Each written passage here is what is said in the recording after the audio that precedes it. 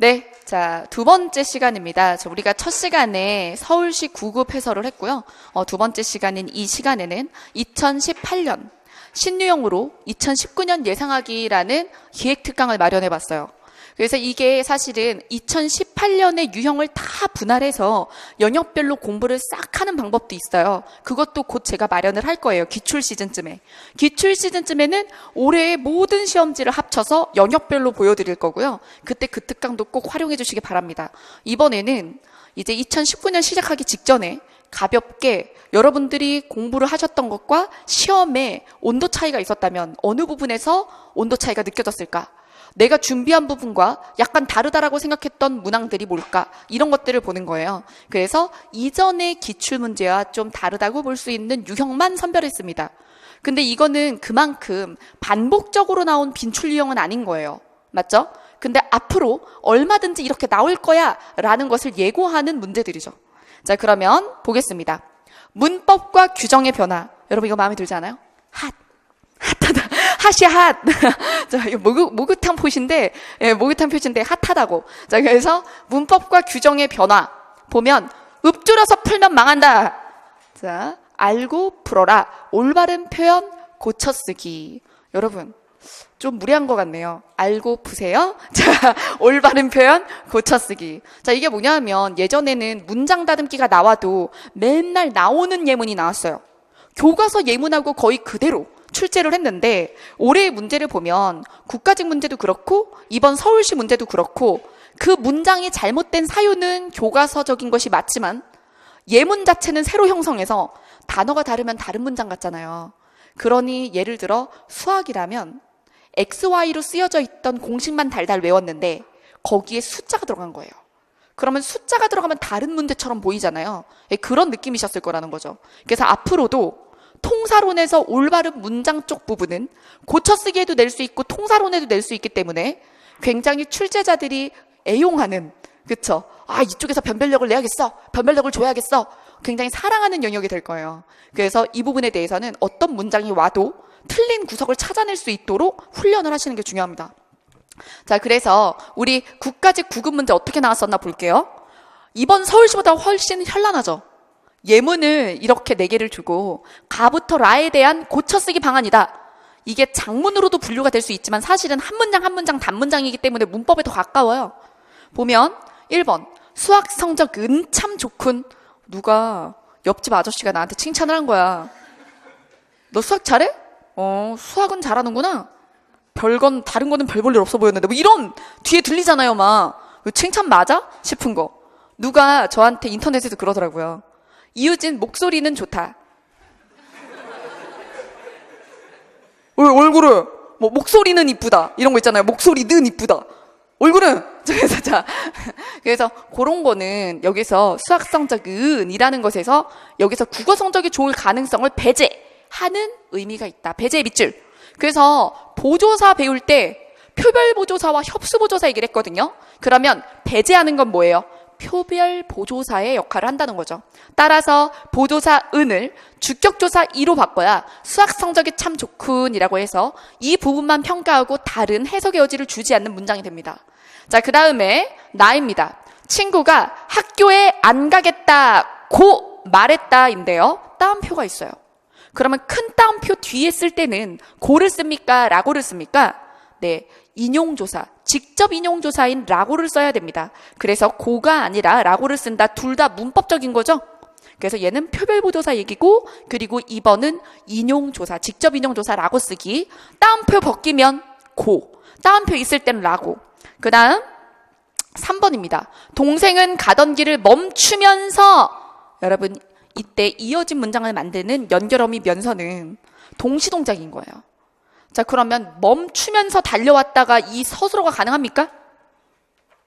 멈추면서 나에게 말할 수는 있어요. 가던 길을 멈추면서 말했다는 돼. 근데 멈추면서 달릴 수는 없어. 이 서술어와 이 서술어가 동시동작이 불가능한 거죠. 자, 그래서 동시성을 나타내지 못함으로가 아니라 문장의 의미상 동시성을 요구하는 상황이 아니죠. 동시가 불가능한 상황이죠. 그러니 고쳐야 되는 거죠. 그래서 이 문제를 보면 어렵지 않거든요. 어렵지 않은데 어려워 보여요. 그 이유가 뭐냐 하면 그냥 괜찮습니까? 아닙니까가 아니라 이걸 이렇게 고쳐야 되는데 그 이유가 이게 맞아? 이렇게 가니까 한 문제인데 체크해야 될 게 틀린 문장인가? 고칠 때 이렇게 고치는 게 맞는가? 그걸 고쳐야 하는 이유는 이것이 맞는가? 세 가지 체크 포인트가 생기는 거죠. 그래서 어려운 문제가 아니라 복잡한 문제다. 자, 그 다음 여러분 해설이 핵심이 아니라 유형을 보는 게 핵심이기 때문에 여러분 그 설명하지 않는 선지에 대해서는 해설지 보세요. 해설지 다 달아드렸습니다. 자, 그러면 15번 볼게요. 이거 오늘의 이 지방직인데요. 오늘 한 서울시 문제도 있고 지방직 문제도 있어요. 보죠. 어법에 어긋나는 문장을 수정하고 설명한 예로 옳지 않은 것은 이것도 보세요. 또 그렇죠. 자, 이 문장이 옳으냐 그르냐 고친다면 이렇게 고칠 건데 왜 고치냐 이렇게 가죠. 자, 그럼 볼까요? 전철 내에서 뛰지 말고 문에 기대거나 강제로 열려고 하지 마십시오. 여기에 열다는 타동사이므로 강제로와 열려고 사이에 문을 열려고 라고 이렇게 목적어를 보충해 주어야 한다. 네, 맞습니다.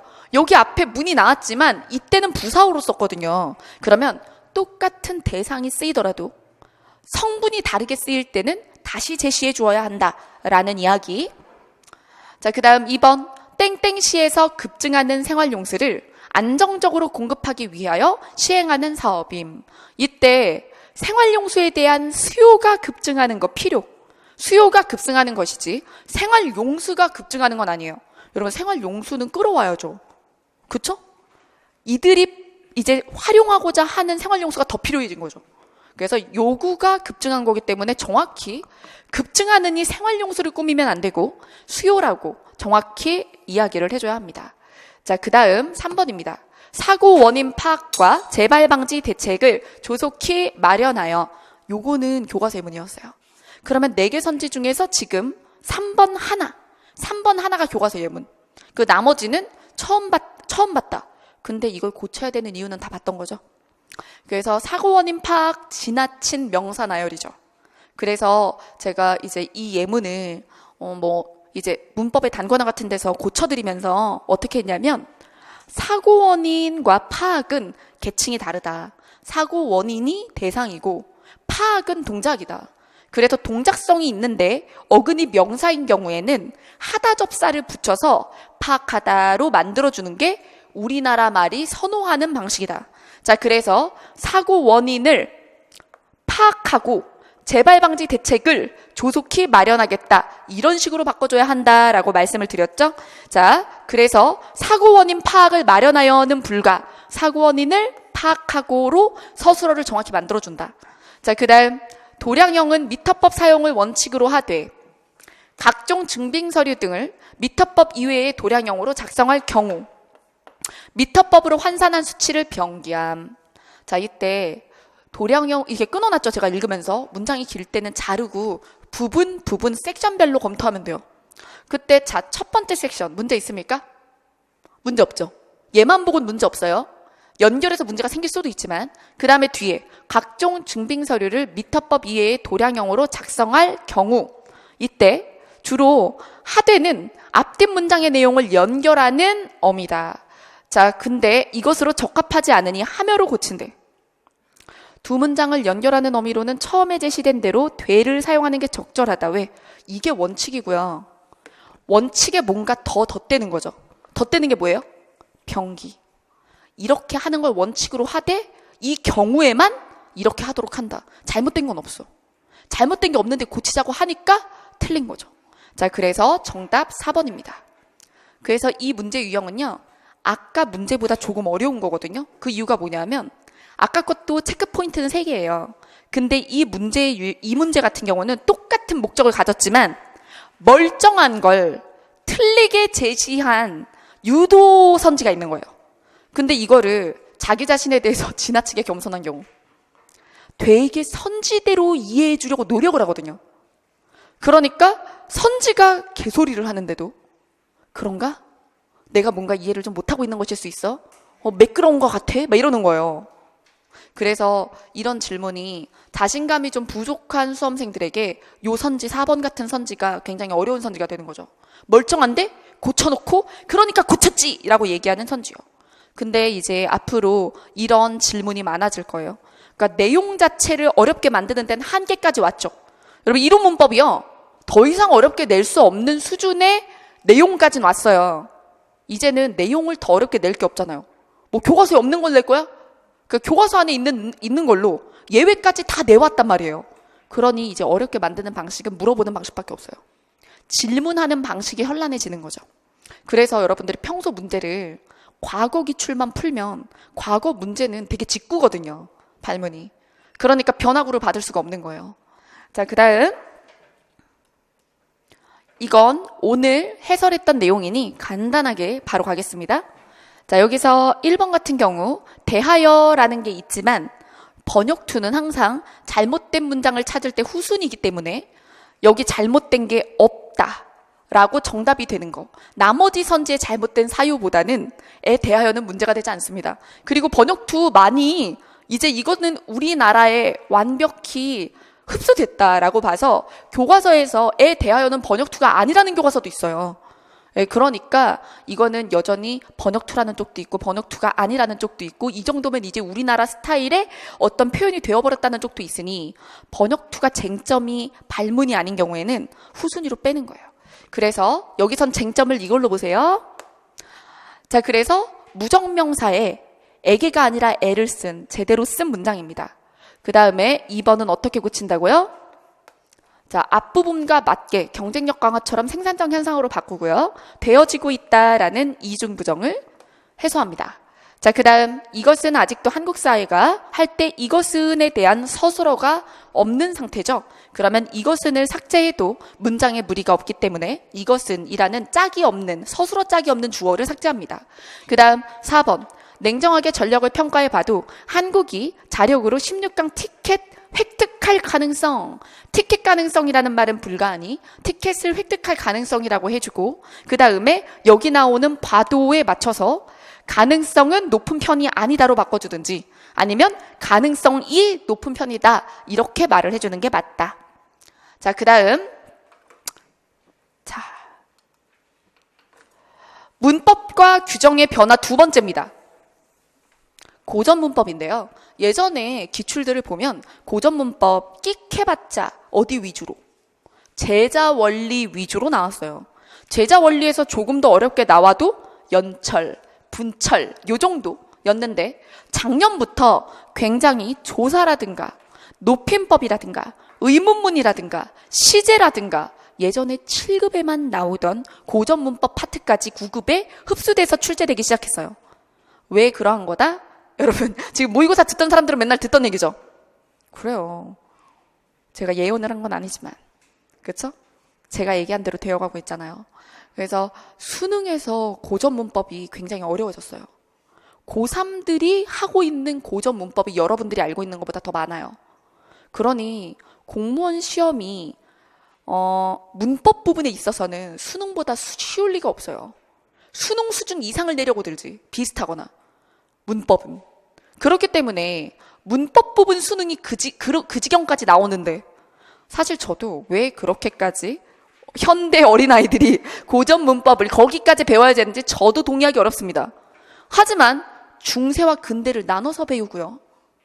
근데 여러분들 근대 문법 자체는 아예 모르는 경우도 많잖아요. 그래서 제가 어떻게 해놨어요?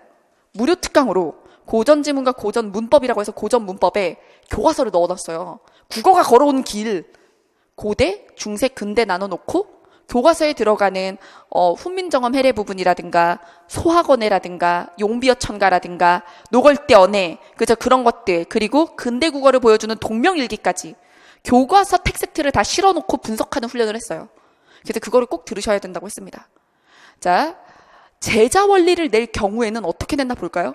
여러분 제자 원리 낼 때 휴대폰 자 여러분 이거 천진 이거죠.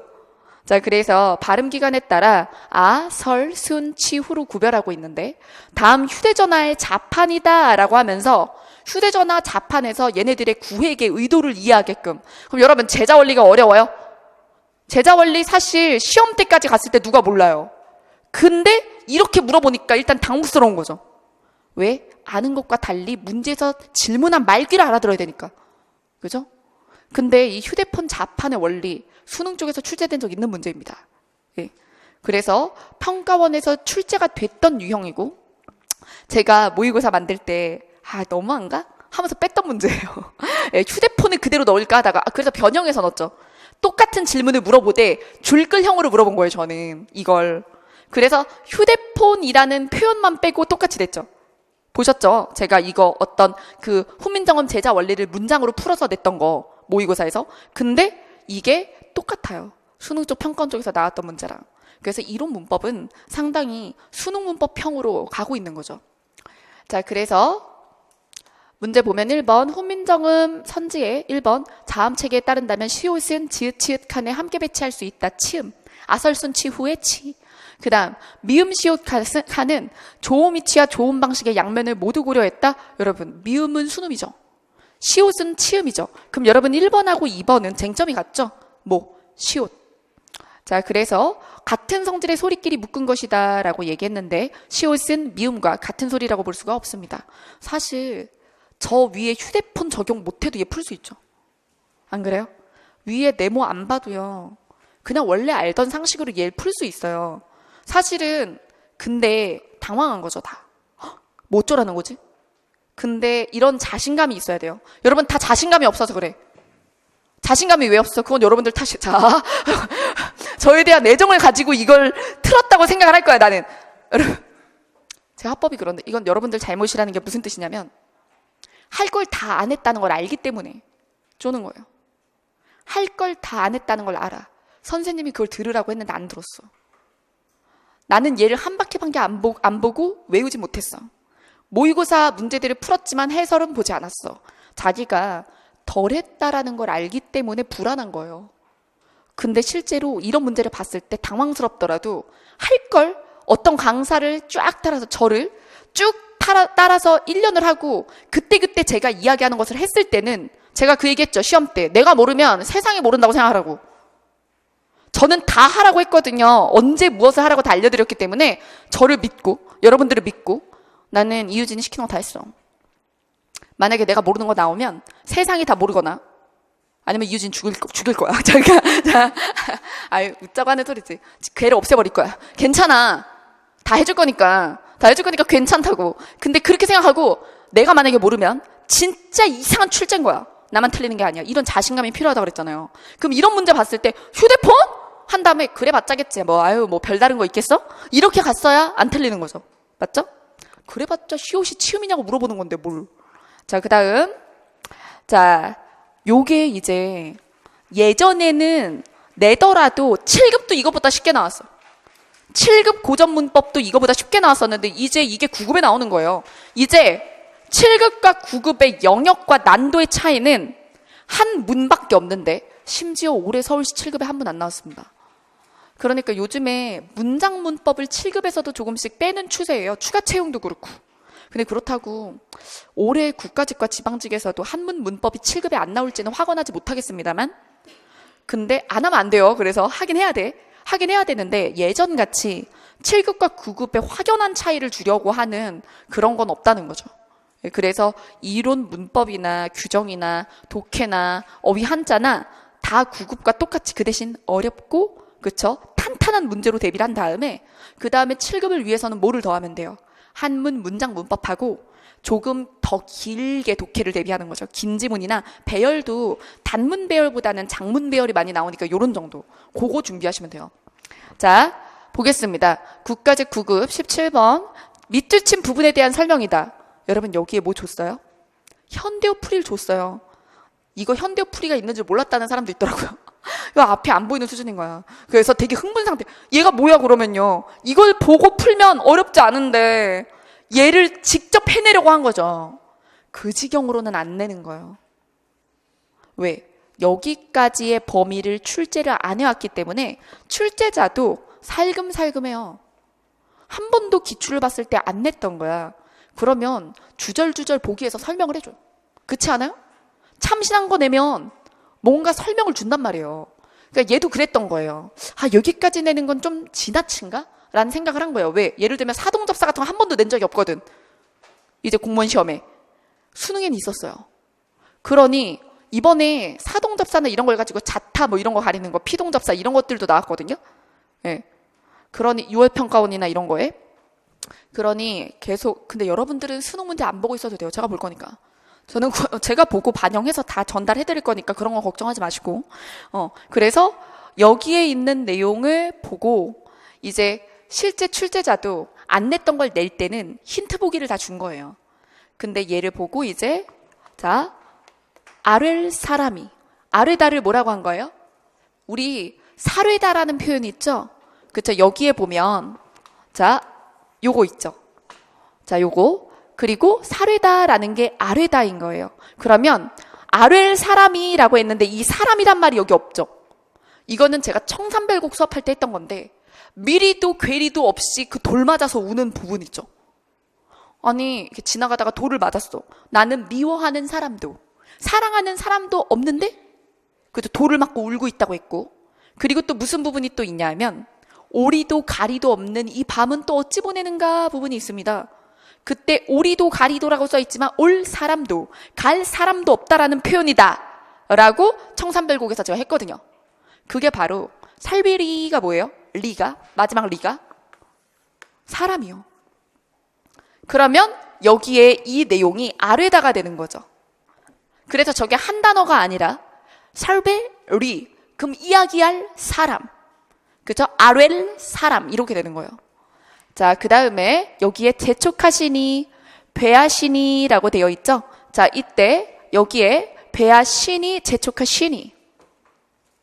그 다음에 예전에는 하다가 무슨 뜻이었다? 많다나 크다였다. 어우, 진짜 이거 100번 얘기한 것 같아요. 자, 그래서 많다를 이렇게 썼고, 지만이라는 역접의 연결어미. 대. 그리고 아뢰시니, 시. 그리고 알다예요, 알리다예요? 알리다. 그러면 알다가 알리다가 되면 사동되죠. 자, 그래서 여기에 알시니가 아니라 알외가 있으니 이게 사동의 역할을 한다. 근데 이거를 사실 선지를 보고 위로 올라갈 수도 있어요. 근데 공부를 좀 했다면 위, 아래 차별점을 보고 본인이 먼저 찾고 선지를 보는 게 더 빨라요. 이거를 1번 보고 위에 보고 2번 보고 위에 보고 이거보다는 실력이 있는 사람은 현대어랑 중세어를 매칭한 다음에 찾을 거 다 찾고 선지 본다는 거죠. 자, 그러면 선지 보겠습니다. 1번. 여기 이는 주격을 나타내는 조사다? 여러분, 선지만 보면 맞는 소리 같죠? 근데 뭐라 그랬어요? 사람. 미리도 괴리도 오리도 가리도 청산별곡 떠올랐으면 참 좋았을 텐데. 자, 그 다음 2번. 여기서 니은에서 아시는 높임을 나타내는 선어말 어미다. 아시. 그 다음 대, 연결어미. 그 다음에 여기서 왜, 사동을 나타내는 전미사로 기능한다. 맞죠? 알리다. 알다, 알리다. 알리다는 사동. 그러니 여러분 이거 사실은 현대문법의 사동 표현도 알아야 정답이 클리어됩니다. 맞죠? 그러면 한 문제로 중세 문법하고 그리고 현대 사동 표현을 같이 내려고 한 거예요. 자, 이거 언제 나왔죠? 국가직이요. 국가직이 가장 트렌드의 선두를 달리고 있어요. 굉장히 마음에 듭니다. 자, 어쨌든 그래서 굉장히 제 스타일이에요. 제가 낸 줄 알았어요. 자, 그 다음 자, 어문 규정도 어떤 신유형이 있는지 보도록 하죠. 이건 신유형일 뿐만 아니라 앞으로 전체적으로 어문 규정이 이렇게 갈 겁니다. 수능을 보시면 수능은 어문 규정을 외우게 하진 않아요. 그 대신 조항을 주고 예시 연결을 하게 하거든요. 여러분들이 수능 시험 본 지 얼마 안 됐다면 무슨 얘기하는지 아실 겁니다. 자, 근데 공시는 지금까지는 조항을 안 주고 그냥 이렇게 쓰는 게 맞아 틀려? 이렇게 해왔어요. 그래서 여러분들이 기출을 막 선지를 돌리면 이 말이 옳다 그르다라고 OX로 그냥 머릿속에 그냥 딱 된다 안 된다 된다 안 된다 이렇게 해놨지 왜 그렇다까지 안 가는 경우가 많아요. 전 심지어 어떤 커뮤니티에서 제 교재에 대해서 욕을 먹은 적이 있는데 이유가 뭐였는지 아세요? 규정 해설을 뭘 그렇게 줄줄이 규정을 다 달아놨다고. 해야지, 그쵸? 자, 그러니까 예를 들어 된다 안 된다만 깔끔하게 써놓으면 되는데 너무 보기 불편하다. 해당 조항을 다 써놨다. 다 때려 박아놨다.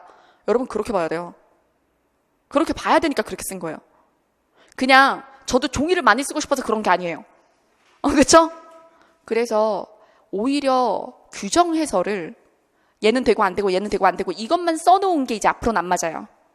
그래서 규정을 제 기본서나 어떤 테마서 같은 것들 보면 저는 어문 규정 파트는 이론 문법과 어문 규정은 다르죠, 여러분? 어문 규정은 표준 발음법, 한글 맞춤법, 표준어 규정, 외래어 로마자 이 부분 얘기하는 거예요.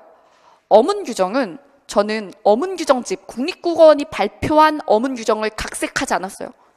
여러분들이 시장에서 볼 수 있는 많은 기본서들의 어문 규정이 이제 여러분들이 읽기 좋게 해주려는 서비스였겠지만 이렇게 구어체로 좀 더 풀어져 있거나 아니면 이 규정과 저 규정을 묶어두거나 외우기 좋은 방식으로 이렇게 강사의 어떤 기획에 따라서 편집되어 있는 경우가 많습니다.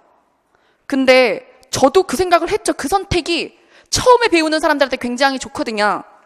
그게 나쁘다고 욕을 하는 게 아니에요. 근데 요즘의 문제 안 맞다는 얘기예요. 왜냐면 요즘은 항별로 문제가 연결하라는 문제가 나올 수 있기 때문에 그렇게 항을 파괴해서 유사 조항들을 묶어두면 공부가 더 어려워져요. 이해되시죠? 깨끗하게 1항부터 끝항까지 보는 게 맞단 말이지. 그래서 제 어문 규정 마스터 그리고 제 교재들이 임용고시 쪽에서 먼저 뜬 거 알아요?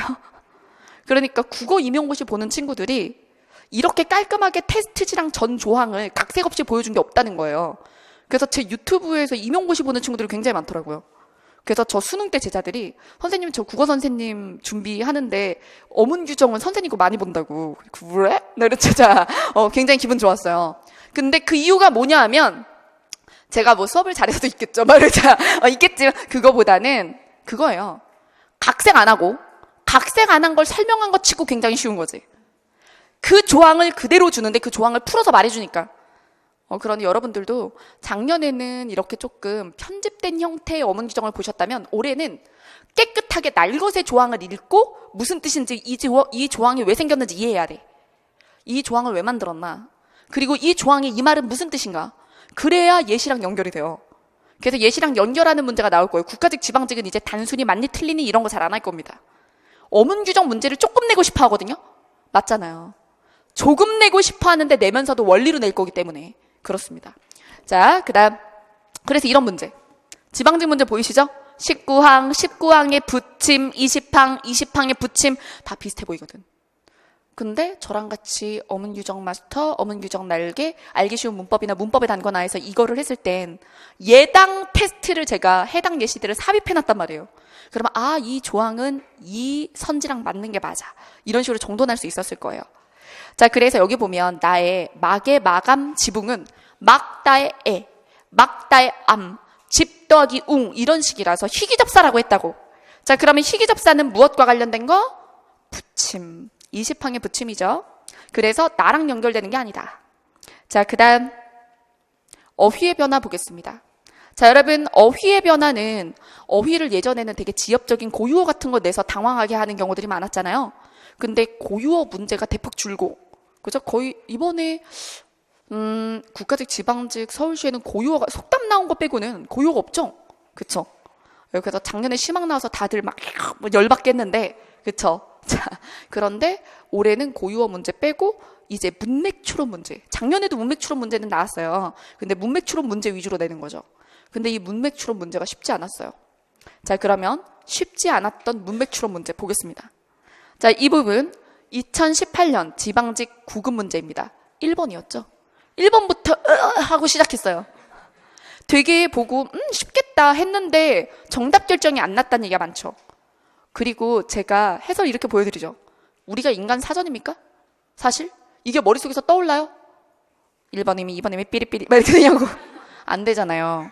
제일 속 터지는 해설이 이런 거 아니에요? 여러분 그냥 얘는 사전에서 이런 의미고요. 그러니까 답이 얘예요. 이런 게 짜증나죠? 여러분 저는 이 문제를 출제한 과정에 출제자가 무슨 생각했는지까지 알겠어요. 여러분 이게 사전 예시라고 설명하시는 분들도 있는 걸로 알고 있는데 사전 예문 그대로 아닙니다. 사전 예문 그대로였으면 안 어려웠어요. 사전 예문에는 뭐라고 돼 있냐면 지도 위에 손가락을 짚어라고 돼 있지 않고요. 자, 손가락으로 지도 위를 짚었다고 나와 있어요. 그게 훨씬 깔끔한 문장 아닙니까? 맞죠? 손가락으로, 수단으로 지도 위를 짚다. 그게 맞는 거잖아요, 문법적으로. 사전 예문은 그렇게 되어 있어요. 그래서 저는 이렇게 봐요. 문제를 낼 때 일부러 조사 위치를 바꿔서 이 의미를 추론하기는 쉬워도 구조를 일치시키기 어렵게 만든 거예요. 이해되십니까? 이런 문맥 추론 문제를 풀 때 방법이 이렇게 있죠. 제가 이거를 어디서 할까요, 수업을? 제 수업 중에. 독해 알고리즘에서 해요. 왜 어휘 한자 쪽에서 안 하시고 독해 알고리즘에서 하십니까? 이건 추론이니까요. 그래서 사실은 어휘 한자 쪽에도 문제가 들어있긴 해요. 하지만 얘를 본격적으로 하는 부분은 독해 알고리즘인데 어휘 추론, 문장 추론, 빈칸 추론 이렇게 묶여 있어요.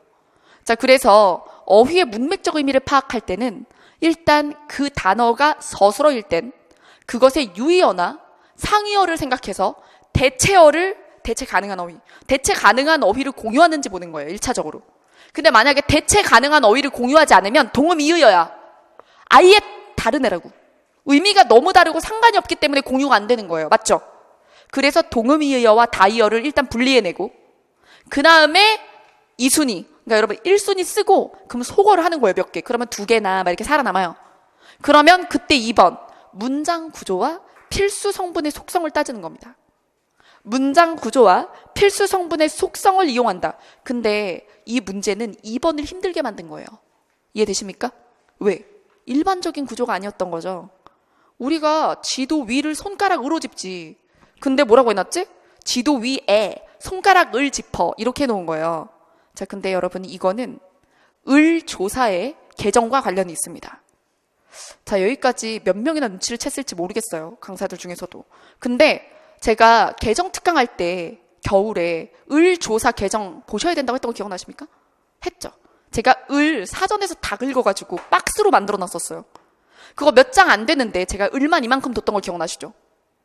이 문제랑 그 을의 개정을 엮는 사람이 많지 않을 텐데 을이 예전에는 을에 대해서 그 용법에서 우리가 목적어에만 을을 썼잖아요. 근데 부사어적 용법이나 보조사적 용법의 을의 의미가 확대됐어요. 그래서 제가 보여드리면 을, 기능과 의미에서 아까 자 예문 보시면 손가락을 짚어줘. 우리가 생각하기로는 손가락을 짚는 게 아니라 손가락으로 짚어야 되지. 그럼 이거 무슨 격이야? 손가락으로. 용도, 수단이나 방법이어야 되죠. 부사격이어야 되지. 옛날에는 을이 그런 걸 못했다고. 근데 을이 자 의미가 확대되면서 의미에서 자 이런 식으로 자 1번부터 보면 이게 일반적으로 우리가 알고 있는 거 동작에 미친 대상 그리고 간접적 목적물이나 대상 그 다음에 3번 이거 보세요. 어떤 재료나 수단이 되는 사물 휘파람으로 신호를 보냈었죠. 휘파람을 신호로 하죠. 이 푸른 천을 치마로 만들자. 푸른 천으로 치마를 만들지 않아요? 그쵸? 이 3번의 의미를 활용한 거죠. 우리가 이거를 부사격을 더 선호하지 목적격을 더 선호하지 않잖아요. 그래서 그 문장이 조금 어색하게 보였던 거예요.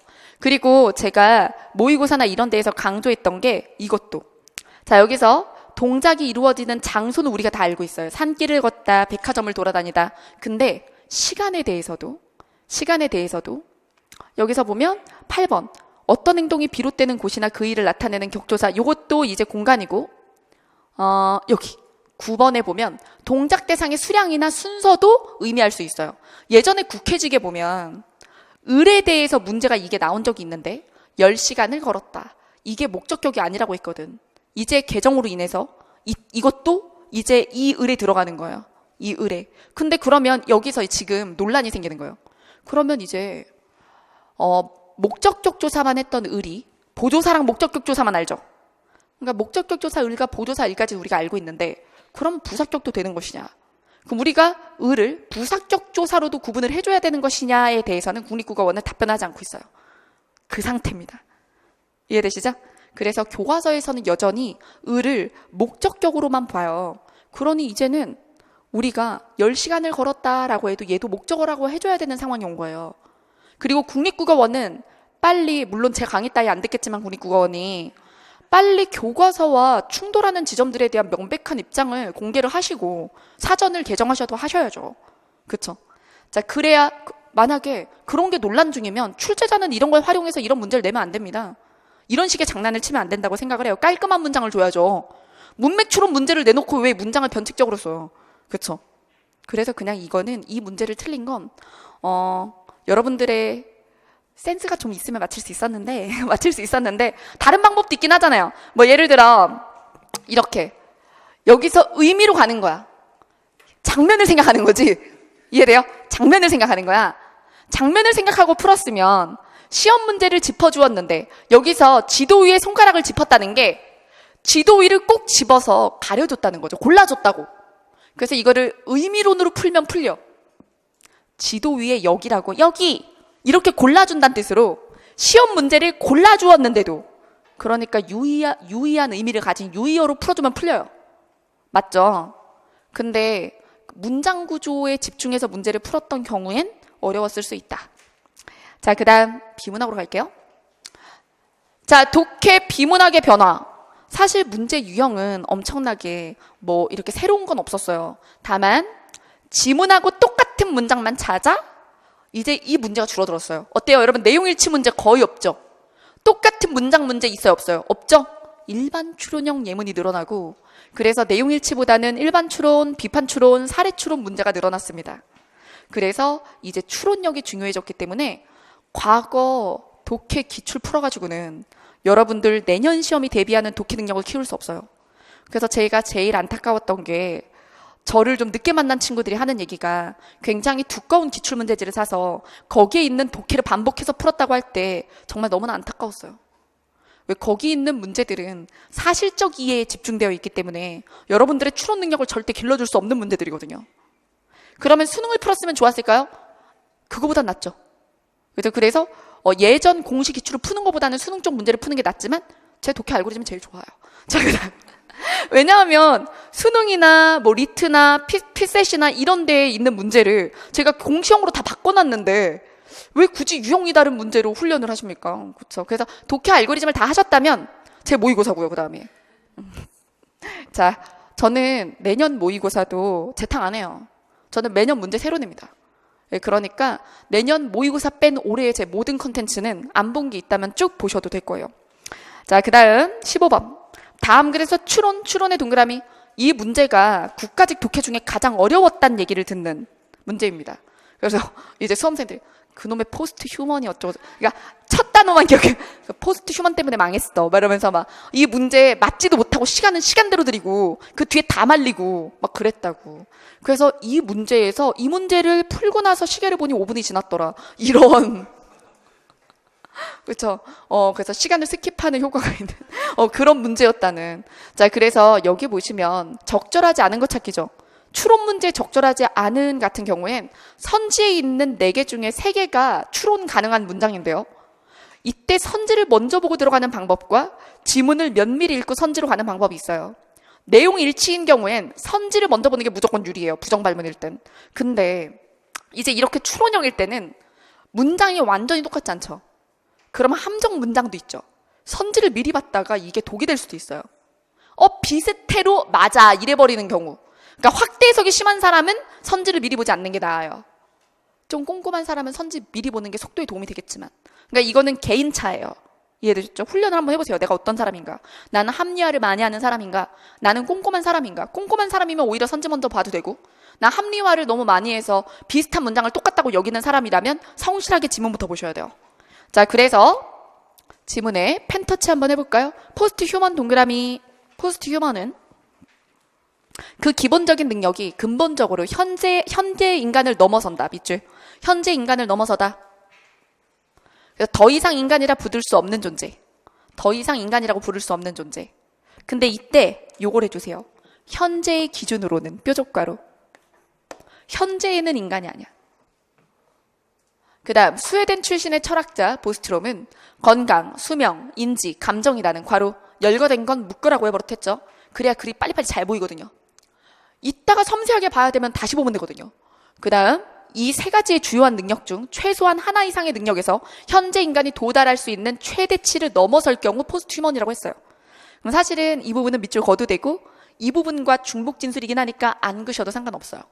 자, 그 다음 현재 가장 뛰어난 인간이 가질 수 있는 지능보다 훨씬 더 뛰어난 지능, 질병이 없고 젊음과 활력, 스스로의 심리 상태에 대한 조절, 그리고 피곤함과 지루함이 없음, 미움과 같은 감정 피하고 즐거움, 사랑, 미적 감수성, 평등 등의 태도를 유지. 이런 거를 쫙 밑줄 거도 되고 묶어버리셔도 됩니다. 자, 그 다음 이러한 존재가 어떤 존재일지 지금은 상상하기 어렵지만 현재 인간의 상태로 접근할 수 없는 새로운 신체나 의식 상태에 놓여 있을 거라는 걸 알 수 있다. 그럼 여러분 현재 확정할 수 있는 존재예요? 아니에요? 아니죠? 자, 그 다음 그럼 선지 보겠습니다. 1번 포스트 휴먼은 건강, 수명, 인지 능력, 감정 등의 측면에서 현재 인간보다 뛰어나기 때문에까지 맞죠? 포스트 휴먼 사회에서는 인간에 대한 개념이 새로 구성될 것이다. 지금까지는 인간이다. 아니다. 아니다죠. 그쵸?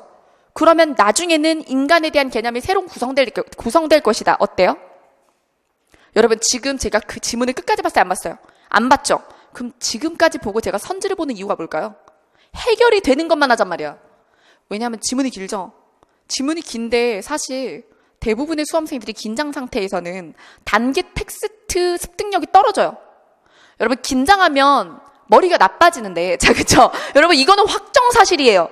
여러 연구가 그걸 보여줍니다. 그래서 여러분 머리가 나빠져요.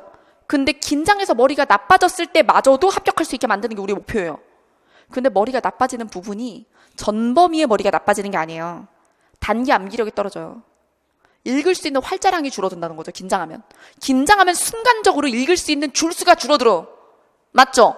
그러니까 잘라 먹으면 돼요. 잘라 먹으라고 지금 얘를 보는 거예요. 중간에 갸우뚱하는데, 자, 여기 뒤에다가 두 번째 부분 내가 보여줬잖아. 그러니까 절반 읽고 할 수 있는 데까지만 하면 돼.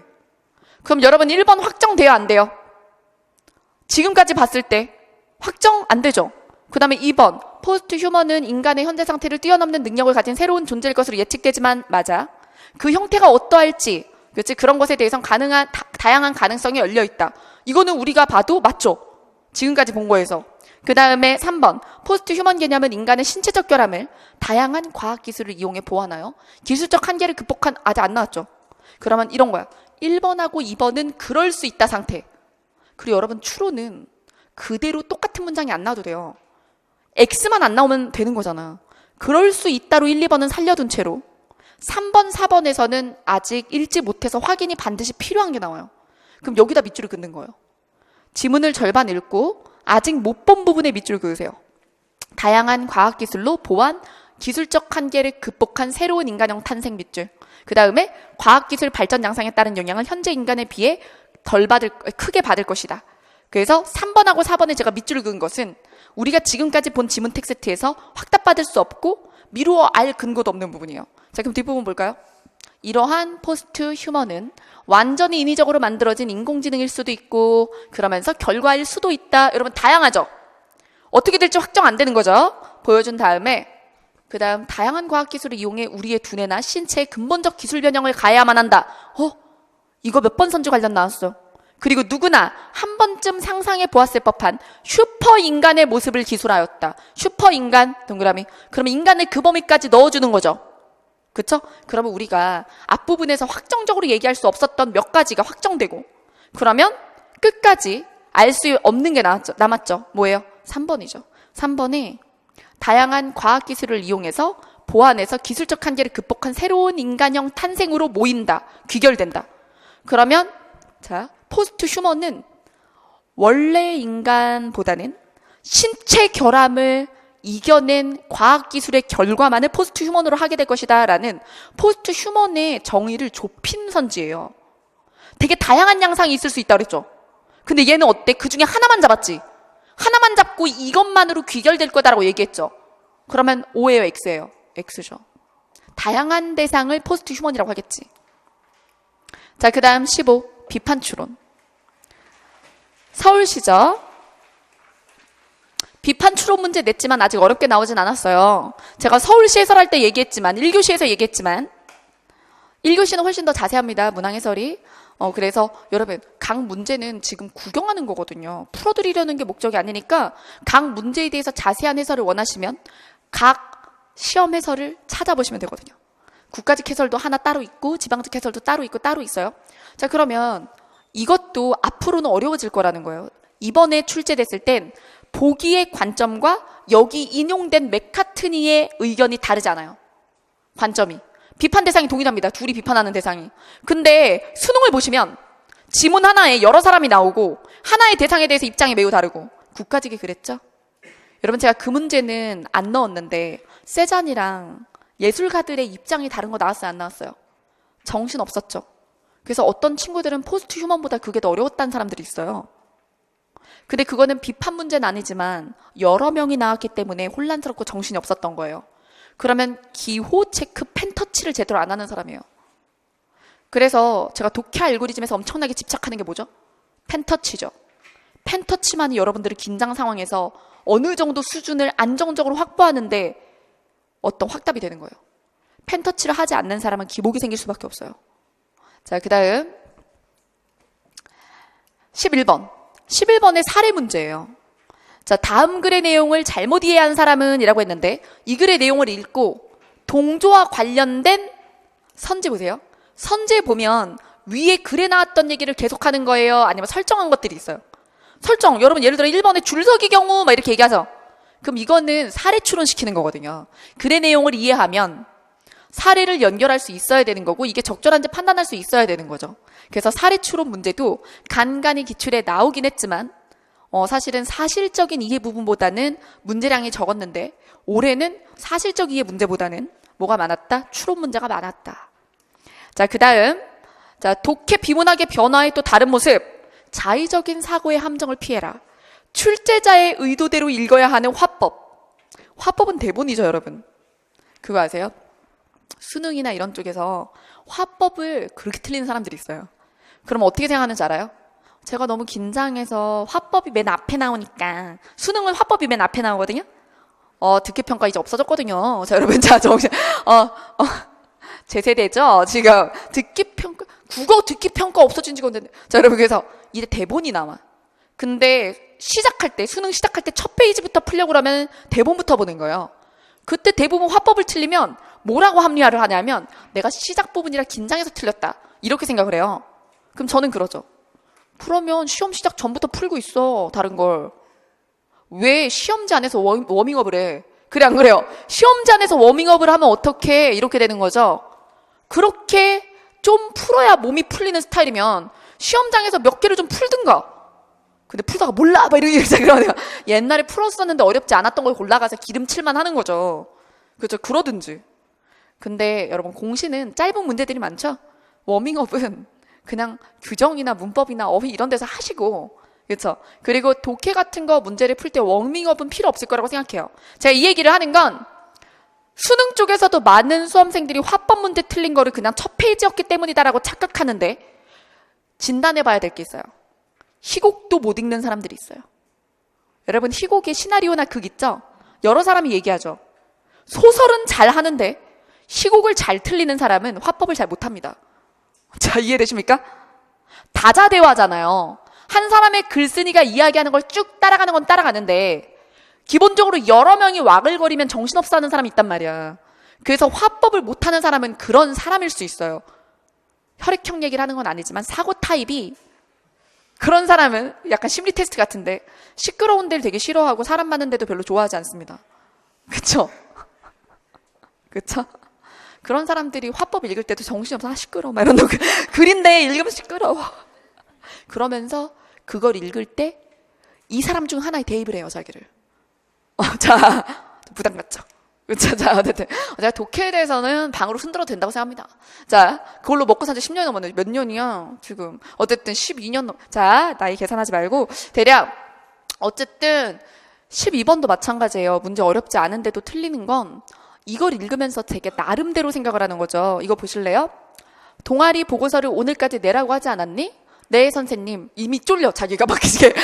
어째 얘네? 막 이러면서 막, 그죠? 어떻게 안 됐나 봐. 막 이러면서 막 감정이입하기 시작했어. 그래가지고 막, 네, 선생님, 다정이가 다 가지고 있는데, 다정이 미워! 막 이러는 거야, 읽으면서. 자, 그래서, 다정이가 다 가지고 있는데, 아직 안 왔어요. 아, 이거 큰일이네. 오늘이 마감인데. 그러게요. 큰일이네요. 다정이가 집에도 없는 것 같아요. 자, 어떻게? 자, 학생 2번이 얘기합니다. 어떻게? 다정이 때문에 우리 모두 점수 깎이는 거 아니야? 네가 동아리 회장이니까 네가 책임져. 자, 여러분. 이때 학생 2에 대해서 또 뭘 이렇게까지 해? 막 이러면서 인간적으로 평가하라는 게 아니잖아. 지금 시험 본다고. 그죠? 자, 그럼 시험 볼 때는 어떻게 해야 되냐면 교사와 학생 1의 대화였잖아요. 이 둘의 쟁점은 이 문제를 어떻게 해결하는 거예요. 다정이한테 연락을 해보려고 하거나. 그러니까 오늘까지 내기 위한 방법을 강구하는데 답이 지금 없는 중이죠. 근데 학생 2의 대화는, 자, 이거는 벌어진 일이에요, 안 벌어진 일이에요? 다정이 때문에 이렇게 되는 거 아니야? 아직 안 벌어진 일이죠. 아직 안 벌어진 부정적 상황을 가정하는 거는 문제 해결에 필요한 행동입니까, 아닙니까? 아니죠. 그리고 뒤에 네가 동아리 회장이니까 책임지라고 한다고 보고서가 나오나요? 문제 해결을 위한 합리적 상황, 합리적 얘기가 아니죠. 그렇죠. 그래서 학생 2번이 사실은 지금 논점을 흐리는 거예요. 근데 이런 사람이 우리 주변에 너무 많기 때문에 문제를 모르는 거예요, 여러분들이. 자, 그래서 너무, 아니면 본인이 그런 사람이거나 본인이 학생이거나, 그러니까 학생 2의 말이 어색하지 않았다면 자기를 의심해봐야 돼. 인성을 의심해봐야 된다. 자, 그래서 아무 도움이 안 되는 소리거든요. 그죠? 그래서 아니 뭐라고? 다정이가 보고서 작성하기로 지난 회의에서 결정한 거잖아. 자, 그만들래. 이럴 때가 아니잖아. 다시 논점을 되돌리는 거죠. 그럼 이 논점은 누구 때문에 나갔죠? 그죠? 학생 2번 때문에 핀트가 나간 거죠. 자, 교사가 권위적인 태도로 X. 상황을 무마하려 한다. 이때, 자, 여러분. 자, 그만들래. 이럴 때가 아니잖아를 권위적으로 받아들이는 사람들도 있죠.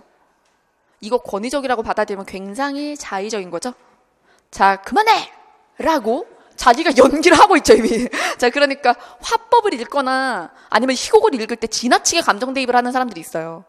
어조를 주고 글을 그대로 읽어야 되는데 거기에 뉘앙스를 주고 어조를 주고 태도를 주는 거예요. 안 나왔는데.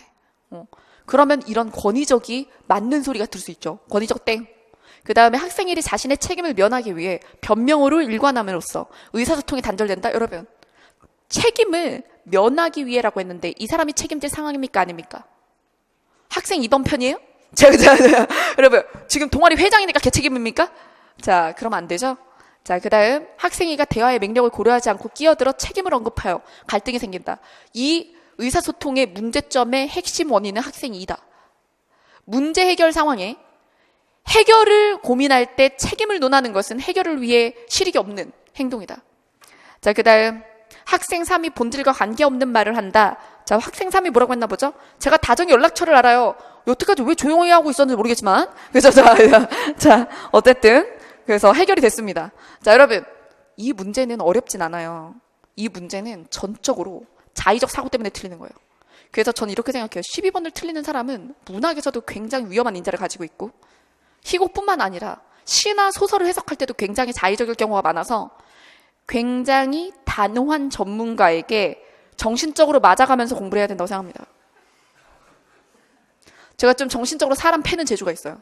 그래서 제가 수능 때 수능 쪽에서 독해 강사할 때 별명이 이런 얘기 해도 될까? 괜찮아. 스마일 쌍년이었거든요. 스마일 쌍년이었어요. 근데 이게 좀 심하지만 제가 뭐 카메라 보고 엄마야 이랬어요? 아니, 제가 들은 소리라고요. 근데 이게 뭐냐 하면 못됐다 뭐 이런 거보다도 심리적으로 상처되는 말이 나올 수 있다는 거지. 근데 그거는 이렇게 생각해요. 웃으면서 팩트 폭행한다는 소리인데, 그렇죠? 저는 근데 그 별명이 나쁘지 않다고 생각해요. 제가 그거를 구호로 쓰지 못할 뿐이에요. 저는 만약에 그게 쌍욕이 아니었다면 현수막이나 뭐 이렇게 설명의 전단지 쓸 수 있어요. 그게 뭘 나빠요? 앞에 스마일도 붙었잖아요. 그렇죠? 그러니까 그냥 그때 쌍시옷은 지독하다라는 의미인데 그 지독하다가 여러분들한테 필요한 지독함이면 제가 땡년 되면 어떻습니까? 그래서 그러니까 특히나 이렇게 자의적인 생각하는 사람은 그죠? 제가 그렇다고 이렇게 생각하면 안 돼요에 닥쳐! 그러는 건 아니거든. 저는 오히려 조목조목 그렇게 생각하면 안 되는 이유를 딱딱 얘기를 한단 말이죠. 여러분, 독해는요, 내가 왜 잘못을 저지르는가를 아는 순간부터 실력이 올라가요. 그래서 사고의 교정이라는 건 혼자 쳇바퀴를 돌아서 되는 건 아니에요. 그래서 뭐 사실 독해가 수업을 듣는다고 되는 것이냐 이런 얘기를 많이 하는데 그거는 잘 가르치지 못하는 사람한테 들었기 때문이에요. 그래서 사실 수능 전에 절 만났으면 수능도 더 훨씬 나았을 거예요. 자, 오늘 쌍년 내보자. 자, 그래서 이제 겸손을 집어치우고 그냥 그래야 여러분들이 나를 믿고 가려고 수업 듣는 건데 확신 주는 게 더 좋은 거 아니야? 그렇죠? 그러니까 오늘만 좀 역겨워도 들어요? 자, 그래서 그러니까 사실은 진짜 독해를 그냥 국어 수업으로 하는 게 아니라 언어 논리 수업으로 하는 사람한테 들었으면 여러분들이 수능 국어도 더 잘 봤을 거예요. 근데 사실 대부분의 수능 강의도 지문의 배경 지식을 가르친단 말이야. 그래서 그런 게 쓰레기라는 거예요. 여러분들이 상식 공부해요? 그게 아니라 이 글을 읽을 때 어디가 포인트였어야 되는데 여기다 동그라미 치는 건 잘못된 거야. 얘보다 얘가 중요해. 이런 얘기를 해서 여러분들하고 계속 싸워줘야 돼. 그러니까 정신적으로 독해를 하는 동안 여러분들하고 계속 경쟁해야 되는 거예요. 근데 전달력이 있어야 되는 거죠. 그래서 여러분들하고 말싸움을 하지 않지만 정신적 싸움을 하는데 여러분들을 설득해야 되는 거예요. 계속. 그렇죠? 그렇게 해야지 정답인 사유를 말로 설명해주는 말하는 해설지는 여러분들의 독해 능력을 상승시켜주지 못하고, 그리고 하다 보면 는다? 아니요. 그렇게 고집스럽고 자의적으로 생각하는 사람이 문제를 많이 풀다 보면 정상이 됩니까? 미안. 정상이라고 해서 미안. 내가 정상이라고 일부러 했어. 근데 정상이 됩니까? 라는 건 정상은 보편적 답안을 도출할 수 있습니까? 원래 특이한데요? 원래 특이하고 사고방식이 개성적이라고 말할게요. 개성적인 사람이 남들이 뭐라고 말할지 예측이 혼자 되나요? 안 되거든요. 남들이 모두 다 그리움이라고 할 때 외롭다고 한단 말이야. 알겠어? 남들이 플러스라고 보는 시어를 마이너스로 본다고. 그래서 오히려 강의 의존도로 치면 독해가 더 높아야 돼요. 문법과 규정은 의지가 있으면 혼자도 할 수 있습니다. 근데 전 문법도 잘해요. 문법 오래 걸려. 혼자 하면. 그러니까 수업을 듣는 거야. 문법은 혼자 하면 오래 걸리니까 읽는데 오래 걸리고 어휘가 어렵고 개념어가 어려우니까 수업을 듣는 거예요. 근데 독해는 나랑 다른 시험지 때문에 듣는 거예요. 내가 일반형이나 보편적 사람들의 답과 다를까 봐 계속 거울 보기를 하는 거지. 네. 자, 그다음 13번. 13번은 문법적으로는 간접합법 문제, 화법적으로 분류할 수도 있고요. 그래서 여기 보면 맥락이라는 게 맥락을 보고 판단해야 되는 게 간접화법이죠. 문형과 의도가 다른 경우에 대한 얘기예요. 자, 근데 지금 이렇게 밑줄 친 부분을 고려하지 않아도 되는 맥락이 필요 없는 건 어형과 의도가 일치할 때. 그래서 답은 3번, 진짜 질문이거든요. 3번은 진짜 질문이지만 1번은 진짜 질문이 아니에요. 돈 좀 가진 것 좀 있냐 물어볼 때는 부탁하는 거죠. 그렇죠? 그래서 이거는 진짜 물어보고자 하는 게 아니고, 이것도 그냥 내 감상을 얘기하고 싶었던 게 아니라 부탁하는 거죠. 그리고 4번도 이것도 우리 반 학생들은 선생님 말씀을 아주 잘 듣습니다 라는 건 정보 전달이 아니고 뭐 하는 거예요? 잘 들어라, 앞으로 더 잘 들어라, 이런 거죠. 제가 진짜 싫어하는 스타일의 화법이에요. 4번처럼 얘기하면 어릴 때 말을 듣기 싫었어요. 유진이는 엄마 말 잘 듣지? 아닌데? 막 이렇게 약간 그러면 그치? 유진이는 엄마 생각에 공부할 거야. 아닌데? 틀렸어. 막 이렇게 하고 싶어. 어렸을 때 좀 그랬어요. 자, 독해, 문학의 변화. 문학은 한정된 문항수 안에서 최대한 평가하고 싶다 욕구가 특히나 느껴졌던 올해였어요.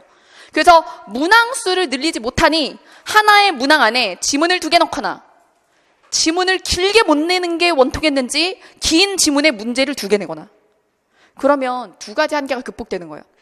시를 하나씩밖에 못 물어봐, 한 문항에. 근데 2개를 내. 짧은 시로. 시조나 아니면 짧은 시의 일부를 따거나 이런 식으로. 자, 그래서 이렇게 해서 여러 시를 한꺼번에 물어보거나 비교대조하게 하는 문제를 내고요. 그 다음에 비교대조하게 하면 표특이랑 내용을 섞어서 낼 수도 있어요. 한 문제. 여러분 수능의 복합선지 알잖아요. 가, 나, 나의 공통점을 묻는 건 그나마 낫죠? 가, 나는 어쩌고저쩌고, 가와 달리 나는 어쩌고저쩌고, 이런 거 있죠. 그래서 제가 모의고사에서 충분히 훈련을 시켜드렸다고 생각합니다. 자, 그 다음에 긴 지문이 안 나온다? 아니에요. 이제 낼 거야. 낼 거라는 걸 보여주는 거예요. 이렇게 길게 내고 해당 지문에 문제 2개 내면 되지. 뭐 이런 생각인 거죠. 그 대신 그 2 문제의 목적이 다른 거예요. 뭐 하나는 내용이고 하나는 형식이라거나. 그래서 이런 식으로. 자, 그러면 문제 볼까요? 국가직입니다. 국가직에 시조 2개 냈죠? 시조 2개 내고 각각에 대한 어떤 내용적인 특징이나 아니면은 표현상의 특징이나 이런 것들을 버무려서 문제를 냈어요. 자, 그리고 이게 보면 2 작품 모두 다 모든 교과서에 실려있는 필수 시조는 아니지만 이걸 현대어풀이로 줬죠. 여러분 시조를 좀 낯설게 줬어요? 아니면 현대어풀이로 줬어요? 네, 국가직 출제자들이 제가 딱 좋다 그랬죠. 그러니까 다 되게 섬세해요. 어렵게 진짜 제대로 내고, 그리고 진짜 공부를 한 사람들을 잘 찾고, 그리고 이것도 보세요. 낯선 시조라고 생각을 한 거예요. 저도 모의고사나 문제지에는 들어가 있는데 EBS 있었으니까 제가 반영했거든요. 근데 기본서에 넣어놓진 않았던 시조였어요. 문풀에 들어갔지. 왜냐면 문풀은 필수 시조니까. 근데 얘는 필수 시조는 아니야. 모든 교과서에 겹쳐 나오진 않아. 근데 EBS에 나왔어. 그래서 문풀에 넣었거든. 근데 이 국가직 출제진들도 알았던 거야, 그거를. 그러니까 일부러 냈는데 이런 거죠. 이 정도의 시조는 문체만 좀 잘 다듬어서 현대어 풀이로 주면 읽을 수 있어야지 라고 생각을 하고 문장을 다듬어서 현대어 풀이로 준 거예요. 그럼 여러분 만약에 황진이나 홍랑이나 뭐 아니면 굉장히 유명한 아까 김상원의 시조 이런 거 나올 땐 유명한 시조죠. 이거를 현대어 풀이로 줄 리가 있어요? 안 나올 거예요. 유명한 시조는 현대어 풀이 기대하지 말고, 낯선 시조는 현대어 풀이로 나오면 무서워하지 말고 읽고, 그렇게 진행하면 되는 거죠. 그래도 많은 작품을 볼수록 낯선 시조도 더 잘 읽게 될 거라는 건 분명하죠. 자, 그 다음. 자, 가와 나를 비교한 설명이라고 얘기했는데요. 자, 지방직 문제입니다. 또 두 작품을 비교 대조하는 거죠. 이때 표특이잖아요. 그러면 두 개를 복합적으로 물어볼 때 선지에서 물어보고자 하는 것을 미리 알고 들어가면 훨씬 글을 읽으면서 찾아내기 쉽죠. 안 그러면 작품 보면서 그냥 내 마음대로 읽고 싶은 대로 읽어요. 읽고 싶은 대로 읽은 다음에 문제를 풀다가 다시 보지. 지문을 여러 번 보게 된다고. 그래서 문제에서 물어보는 것 위주로 읽기 위해, 그렇죠? 선지를 먼저 보는 거예요, 이렇게. 자, 1번 리듬이 규칙적, 2번 사실적 묘사, 그리고 3번, 4번은 내용이니까 이거는 미리 가져갈 필요 없습니다. 자, 그 다음에 가를 읽고, 여러분 이렇게 복합형 문제 풀 때, 아까 그 문제도 그런데 보세요. 자, 이런 문제 풀 때 가, 나를 다 읽고 선지 보면서 다시 보는 게 효율적일까요? 제가 어떻게 하라 그랬죠, 모의고사 때? 여러분 저 모의고사 때 고전 시조 다 이렇게 냈죠? 복합형으로? 나는 어떻게 아냐고? 저는 다른 강사들이 많이 안 쓴 기타 직렬 해설을 다 써왔어요. 저 뭐 경찰, 군무원 이런 것까지 해설 다 썼죠. 근데 3개년, 4개년 기타 직렬까지 소방까지 해설을 쓰다 보니까 다 왔네 싶은 거예요. 다음은 일행직이겠다. 일행직이 제일 늦게 변했어요. 그래서 기타 직렬 기출을 보면서 미리 예감했고 작년부터 이렇게 내왔는데 작년에는 내 예상만큼 많이 와주지 않았어, 일행직이. 근데 올해 팡 터진 거지. 내년에도 그럴 거야. 기대해요. 이 올해가 이변이 아니거든요. 자, 그래서 이럴 땐 어떻게 풀라고 말씀드렸냐면 가 보고 나 미리 보지 마. 여러분 가나 한꺼번에 읽어봤자 쉐키 이렇게 막 섞여 머릿속에서. 그죠? 그 머릿속에 섞여서 이게 머릿속에서 이게 분할이 되나? 야, 너는 왼쪽 방향 가 있고 나 오른쪽 방향 이게 되냐고. 그렇죠? 그러니까 가 읽고 선지에서 가에 대해서 쫙쫙쫙쫙 처리하고 나 읽고 쫙쫙쫙쫙 해서 속어법으로 푸는 거예요. 이해되셨죠? 그래서 두 문제로 인위적으로 분할하시는 거예요. 출제자가 두 문제인데 섞었듯이 두 문제를 내놓고 합친 거야. 알겠죠? 자, 그러면 얘도 마찬가지. 가 읽고 가 관련 선지 OX 끝내고 그 다음에 나 읽고 클리어 이렇게 하는 거지. 자, 그 다음 문학의 변화. 텍스트 양 때문에 길게 못 낸다고? 길게 내고 두 문제 내면 되지. 자, 이게 바로 구운몽이었죠.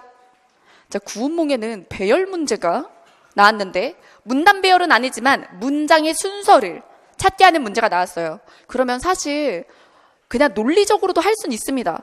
근데 이거를 구운몽을 모르는 상태에서 얘를 읽고 해내야 했던 사람과 구운몽의 전체 줄거리를 아는 상태에서 줄거리를 알고 이 사람들이 누군지 알면서 배열했던 사람의 속도 차이는 어마어마합니다. 그리고 구운몽이 들어있지 않은 기본선 버리세요. 그렇죠? 말이 안 되잖아. 모든 교과서가 구운몽은 1학년 때 다 씹는데 고1 교과서에 싹 다 실려있는 거는 싫어야죠. 그죠? 자, 그래서 구운몽의 전체 줄거리 정도는 여러분들이 배웠었어야 맞는 겁니다. 그래서 이걸 전체 줄거리 몰라도 풀 수 있지만 알면 훨씬 빨랐다. 그리고 나머지 한 문제는 어떤 문제? 관계. 그죠? 그리고 어떤 스토리 이해. 둘 다 사실은 스토리 이해에 대한 거예요. 순서나 이들의 관계에 대한 문제나 마찬가지죠. 근데 이제 조금 더 신경을 써서 어렵게 내려고 든다면 저라면 사실은 19번과 20번의 목표가 많이 다르지 않았다고 보거든요. 줄거리 이해이기 때문에. 제가 출제자면 한 지문에 두 문제 낼 때는 하나는 내용을 내고 하나는 형식을 냅니다. 아니면 서울시라면 하나는 내용을 내고 하나는 지식국어를 내든지. 제 모의고사 그렇게 해왔죠. 왜 근데 인상 써? 내 모의고사가 막 토 났어? 토맛이야? 왜 이래? 자, 어쨌든 자, 그래서 그렇게 공부를 해나가면 돼요. 그래서 모고들이 20문제씩밖에 안 넣어놓지만 여러분들한테 충분히 많은 총량을 줄 수 있죠. 자, 그 다음 국어야 한국사야. 그렇죠? 제가 국어국문학과 전공에 교직 이수를 했고 역사를 복전하고 역사 교직 이수까지 한 거 아십니까? 네, 그래서 저는 교사 자격증이 2개예요. 국어랑 역사. 다 까먹었지만요. 자, 어쨌든 그래서 근데 왜 그렇게 했냐면 저 욕심이 많은데 내가 뭐 역사를 좋아해서 했다도 있는데 국어를 공부하다 보니까 역사 필요해서 했어요. 국문학을 하다 보니까 국문학하고 국어학을 둘 다 할 때 국문학은 결국에는 한국사적 지식이 필요한 거죠. 그래서 듣다 보니까 그때는 참 공부를 열심히 했네요. 자, 어쨌든 그래서 청강하다가 재밌어서 아예 인해서 복전하게 된 거죠. 그래서 복전하면 이거 교직 이수하는 김에 얘도 해? 이렇게 해서 욕심껏 막 하게 된 거예요. 그러니까 이제 아주 그 학점량이 어마어마했죠. 근데 그래서 제가 법률저널이라는 데 제가 국어와 한국사 입맞춤이라는 칼럼도 꽤 오래 썼어요. 거기 보면 첫 화의 이름이 뭔지 아십니까? 구지가는 왜 삼국유사에 실려있고 황조가는 왜 삼국사기에 실려있는가요? 네. 그래서 여러분들이 내년 준비하면 사실 시간이 엄청 빠듯하다고 느껴지겠지만 그렇다고 여러분들이 다른 거 아무것도 안 할 건 아니잖아요. 웹툰 볼 시간에 내 칼럼을 하나씩 봐. 그리고 저 그 매화 한국사 문제 하나씩 넣어놨어요. 제가 그쪽 영역을 탐내는 건 아닙니다. 자, 그러니까 노리고 있는 건 아닌데 제 제자들 중에 한국사 임용고시 준비하는 친구들하고 그 친구들하고 그 시대에 맞는 한국사 기출문제 하나 뽑고 그리고 한국사랑 국어 작품이랑 엮어가지고 쭉 쓴 게 있는데 고전부터 현대까지 다 있어요. 네. 어쨌든 그래서 쭉 꽤 칼럼 양이 긴데 자, 그때는 쓸 때 되게 잘 썼다고 생각했는데 보니까 되게 재미없더라고. 근데 제가 그래도 기본서만큼 재미없겠어요? 그 한국사 기본서보다 나을걸? 자, 그래서 근데 그거 쭉 보면 이런 것들도 해결하기 좀 쉬워지거든요. 지식국어라는 걸 제가 지식국어 벼락치기라고도 이렇게 강의를 올려놨고 그것만 들었어도 이런 문제들 해소할 수 있지만 그걸 갑자기 듣는다고 들리지 않아요. 사실은 너무 한국사적 지식이 없어도 국문학을 하기 어려운 게 사실입니다. 그래서 서울시 지식국어라든가 이런 부분에 대해서는 한국사적 지식 위에 연대표별로 우리가 작품 정리하는 그런 상식적인 부분도 필요하다는 건데 1년이면 여러분 충분히 할 수 있습니다. 8개월이면 충분히 할 수 있어요. 근데 이거 겨울에 듣는 거 아니야? 자, 겨울에 들으면 벼락치기 하면 돼. 자, 보면 김상원의 시조도 이제 이때 병자호란 시기의 역사적 배경과 함께 이렇게 풀어주면 되는 그래서 시조 93개 총정리한 무료특강 보면서 정리했으면 됐을 문제죠. 그래서 요거 보면 김상훈이라는 이름도 필요했고 그러면 이 시대와 그 당시 조선이었고 그리고 한강수는 그냥 보면 아는 거고 북한산이 이 시조뿐만 아니라 많은 가사에서 임금 그리워하면 삼각산 웬만하면 삼각선이 베리로다. 여러분 웬만하면 삼각산이 보일 것 같다가 뭐예요? 임금 계신 한양이 보일 것 같구나 이런 거 많거든요. 고전시가에. 여러분들이 이 시조를 못 봤다 하더라도 그 말은 본 적이 있었어요. 자, 그다음 그래서 북한산이 궁에서 가장 가까운 그래서 임금을 상징하는 산이었다. 자, 그리고 14번에 무진기행인데 이 무진기행도 여기 이 줄거리를 보고 무진기행이라는 걸 몰랐다 하더라도 오히려 선제에서 힌트가 좀 되지 않아요? 그래서 서울에서 기다리고 있을 테니 서울을 떠나와라 했으니까 얘 지우고 삼포 가는 길은 여러분들 필수 작품이기 때문에 줄거리 알고 계셨어야 되니까 이런 부분 없다는 거 알고 있고 그 다음에 거제와 무진에서 무진이 실제 지명이 아니기 때문에 그래서 무진기행이라는 줄거리를 몰라도 그 작품명은 들어본 적이 있어야 되고 이게 그건가 보다 해서 해결할 수 있었던 문제였습니다. 그러면 이 두 문제의 지식국어에서 하나는 여러분 이거는 지식국어는 아니에요. 지식국어는 아니지만 문학작품에 대한 필수 배경 지식이 필요하다. 거의 지식국어 수준에 가까운 문학 문제고 얘는 마찬가지 얘도 이것도 그렇죠. 둘 다 지식국어는 아니에요. 근데 이 작품 배경이 꼭 필요하죠.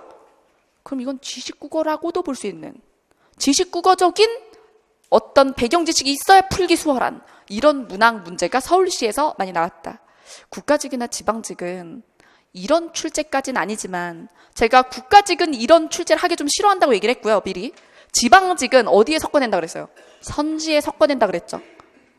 그리고 그러니까 지방직에 선지에 섞어낸다고 했을 때 여러분 청로로 나왔죠. 박목월의 청로루에 보면 그 청로루의 박목월을 보고 풀어야 관념적인 곳이다. 일제강점기 박목월이잖아요. 일제강점기 박목월이니까 아름다운 그 배경이 관념적이고 이상적인 세계였다. 현실 세계가 아니다. 이렇게 추론해야 되는 선지가 있었단 말이에요. 그래서 국가직이나 지방직은 낸다면 선지에, 서울시는 단독형으로 이렇게 배경지식을 요구할 수 있다. 그래서 자, 비문학은 훨씬 더 수능형으로 수준 높게 준비하시고, 그리고 문학은 내신형으로, 그 대신 문제 형태는 수능 복합형 대비하셔야 됩니다. 자, 그다음, 자, 이제 이게 제일 중요한 시간이에요. 2019년 국어 예언하겠습니다. 여러분, 제 겨울에 신유형 특강 듣고 올해 시험 보신 분들은 제 이런 출제 비율에 대한 예언, 좀 적절한 말 없어요? 예측이 얼마나 정확한지 아마 올해 다 보시고 아셨을 거예요. 그래서 막 소름 그러면서도 막 나왔던데, 신유형 특강에서 얘기한 거 그대로 이렇게 하면서 그런 걸 좀 올려주고 그래봐. 그래서 자, 저는 아시겠지만 지금까지 사실 제가 있었던 회사들에서 굉장히 노출된 강사는 아니에요. 음지의 강사랄까? 나 운둔구슬한 말 너무 좋은 것 같아. 근데 그만 운둔하면 안 될까? 자, 어쨌든 자, 그래서 이제 그냥 많이 묵은 것 같아. 이러다가 진짜 신김치 될 것 같아. 자, 어쨌든 자, 그러니까 여러분들이 특히나 이 인강을 보는 친구들 중에 이제 7급 친구들은 빨리 결정 날 테니까 본인의 시험 중엔 아니지만 저로 합격하시면 꼭 이제 추천을 저를 해주는 그런 수험생들이 되셨으면 좋겠습니다. 저는 여러분들이 키우시는 거니까. 자, 보죠. 제일 좋은 홍보는 합격생이라고 생각해요. 그래서 제가 면접까지 하는 거죠. 왜? 국어만 잘 보면 뭐해? 국어만 잘 보면 저는요, 다른 과목을 망치고 국어 100점인 거는 그렇게 반갑지 않아요. 그거는 사실은 국어 강사가 미안해야 된다고 생각해요. 국어 100점인데 다른 과목을 망쳤어. 그러면 둘 중 하나야. 나를 너무 좋아하게 했거나, 아니면 너무 많이 줬거나. 근데 난 그러진 않았거든. 너무 많이 주진 않았지만, 근데 그렇게 해야지 맞다고 생각해요, 강사가. 왜냐하면 다른 과목에 그렇게 구멍이나, 내 과목을 100점 맞을 거면 꼼꼼함이나 성실돈 있는 사람이잖아요. 근데 다른 과목이 그렇게 괴멸된 건 내가 잘못한 거예요. 이 정도 이상은 필요 없어 라든가 이만큼만 해라든가 라는 것도 필요하거든요. 최선을 다해 나가도. 너무 많이 주고 이것도 보고 저것도 보고 저것도 봐 라는 거는 옳지 못하다고 생각해요. 그러니까 여러분들하고 제가 적절하게 1년 커리를 짜서 제공을 할 테니까 제 총 강의량이 절대로 시장 평균을 넘어서지 않을 겁니다. 그래도 다 있을 거예요. 그리고 문제풀이는 누구보다 더 짱짱하게 할 거예요. 그렇게 하면 여러분들이 붙어주고 대가가 있어. 자, 알죠? 합격수기, 면접 복귀. 면접 복귀와 합격수기가 제가 원하는 거예요. 어디 가서 댓글 달라는 게 아니야. 그런 거 안 해도 돼. 그런 거 말고 제 카페에 면접 복귀와 합격수기 있는데 그건 진짜 제 수업 듣고 붙은 친구들이 되게 정성껏 해줘요. 떠돌아다니는 어떤 것들과 달라요. 그래서 면접 복귀는 거의 희곡이야. 자, 그래서 근데 그런 데이터가 없잖아요, 여러분. 그러니까 저는 여러분들의 최종합을 바라요. 그러니까 국어만 너무 열심히 하지 말고 꼭 최종합을 하세요. 자, 2019년 국어 이렇게 나올 겁니다. 전 거의 100% 확신하고 있어요. 자, 여기서 만약에 이대로 나오지 않으면 그건 그냥 나라가 이상해진 거죠. 자, 그래서 이론 문법과 어문 규정은 여섯문항. 네. 자, 이게 뭐냐면 국가직 지방직을 얘기하는 거예요. 국가직 지방직 기준으로 얘기하고 서울시는 원래 마음대로 하라 그래. 자, 어쨌든 그래서 서울시는 그때 좀 봐야 돼. 그때 좀 국가직 지방직의 흐름도 보면서 저는 올해 정도가 서울시가 좀 노력했네라고 생각하거든요. 올해 정도가 좀 노력했는데 좀 아쉬운 건 지식국어 2개 내놓고 문학까지 그랬어야 됐나? 라는 생각이 들어요. 여러분들도 공감하지 않습니까? 사실 그래서 내년에 서울시는 올해와 비슷하면서 문학 2개에서 배경지식 색을 조금 빼주는, 이해되시죠? 지식국어를 좀 포기하거나 지식국어 문제량을 좀 포기하거나 그래서 배경지식 색을 조금 빼주는 그 정도가 서울시가 가야 될 길이라고 생각해요. 서울시야. 알겠죠? 자, 뭐 서울시에 있는 사람들은 왜 어떤 성격 성향을 뽑고 싶은 거예요? 그렇죠? 그러니까 왜 그렇게 해야 되는지, 왜 따로 공부하라고 하고 자꾸 그러는지 모르겠어요. 이게 더 나은 방향, 그게 더 선진적이고 더 트렌디하면 모르겠는데 더 복고식으로. 서울시는 그러지 않았으면 좋겠고. 자, 이거는 국가직 지방직에 대한 얘기라고 생각하시면 돼요. 이게 평균이니까. 그래서 규정과 문법은 합쳐서 6문제 넘기가 어려울 겁니다. 왜? 독해 50% 비율은 유지될 거기 때문에. 혹은 50% 넘어갔죠, 올해는. 어휘 한자도 독해랑 병합형으로 내려들 거기 때문에 사실은 명백히는 독해 영향력을 50점이 넘어갈 거라고 봐요. 50에서 60 사이로 떨어질 거고요. 그러면 문법과 규정이 6문제 이상 나오기가 쉽지 않죠. 자, 그리고 문법 문제 낼 때 문항수가 절제되기 때문에 그만큼 얘를 어떻게 내려고 들겠어요? 평이하기보다는 정말 이해했느냐. 그러니까 단순히 어렵다기보다는 정말 이해하지 못하거나 애매하게 알고 있는 사람들을 거르려고 노력할 거예요.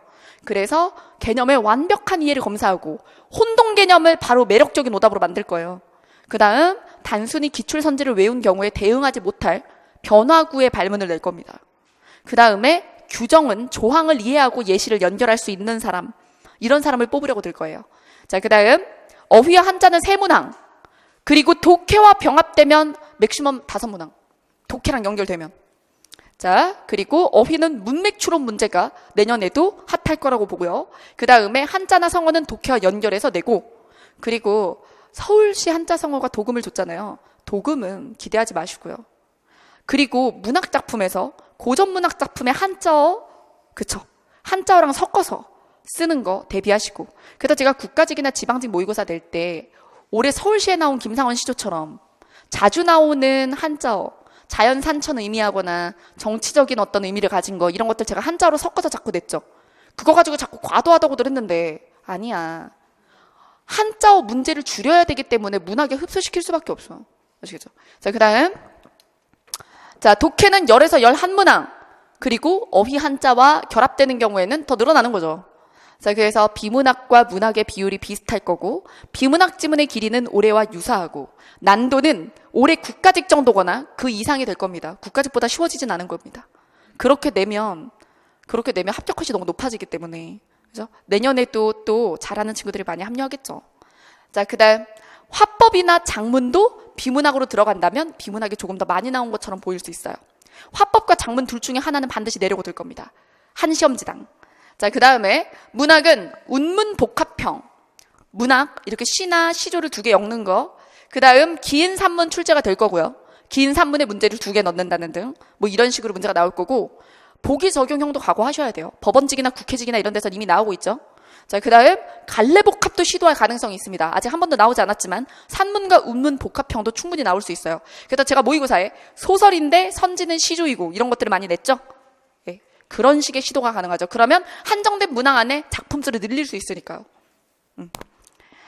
자, 여러분 여기까지 해서 우리가 2018년 신유형을 바탕으로 2019년 예언, 이보다 자세할 수 없게 했다고 생각을 해요. 여러분들도 상당히 공감할 거라고 생각을 합니다. 그래서 당황한 노량진이 여러분들을 진정시키기 위해서 하는 말에 현혹되지 말고, 제가 그렇다고 독해만 보라고 그랬어요? 아니죠. 분명 공격 들어온다고 내가 이렇게 얘기하면 독해만 하면 안 된다. 문법 규정이, 전 문법 규정도 중요하다고 했고 심지어 어떤 디테일로 어떻게 나올 거라고까지 얘기했습니다. 그렇죠? 그래서 전 범위 빠지지 않는 완벽한 공시의 현재와 미래를 구현하도록 약속하겠습니다. 네, 여러분 2교시 여기서 마치도록 하고요. 3교시는 커리큘럼 보도록 할게요.